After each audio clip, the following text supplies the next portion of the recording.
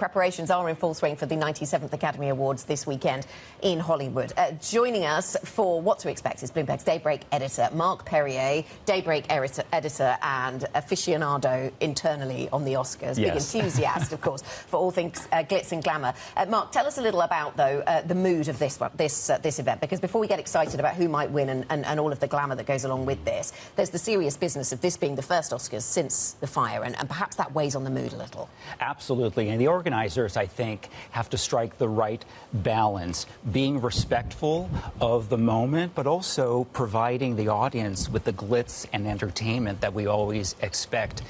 They have indicated that there will be, they'll have firefighters involved, or at least they'll salute them on stage.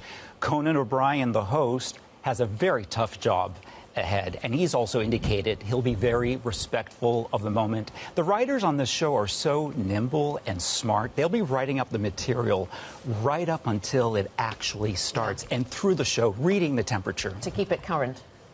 Can we go to the fun stuff now? Yes. Actually, because this is, of course, a very big deal. I think in years previous, there's been a thought of whether people are even watching the Oscars, whether they even matter at the end of the day. What do you think? Some people do, some people don't. Certainly the viewership has come down over the years, but I think that's more reflective of viewer habits. Social media plays a big part now. I think they do push that. But the Oscars are the Oscars. It's the biggest event in the industry. It's one of the few things that brings the world together. Everyone loves the movies.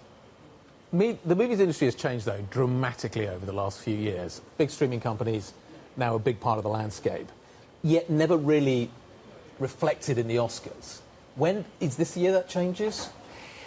It was supposed to change. Netflix has been nominated, I believe, 10 times for Best Picture. Hasn't won yet.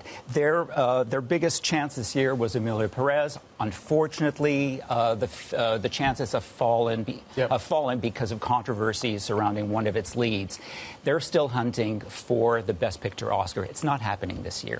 OK, so let's get to the nitty-gritty here, then, Marc, about who's actually going to win. So you mentioned Emilia Perez, and that was, that got a lot of nominations, didn't it? But now things have changed. The narrative around that certainly seems to have evolved. What about others, then, in the mix? I mean, Anora's done well in other award ceremonies. The Brutalist is just extremely long, so I have not seen that. It's very long. I struggle to stay awake that long. Your thoughts? What's going to do well? My picks, Best Picture will be Anora. It's just going in with the right momentum. Conclave could pull the upset. That would be my number 2 choice. My money is on Anora. Best Actor, Adrien Brody for The Brutalist. And Best Actress, Demi Moore, coming in with renewed momentum after winning at the SAG Awards.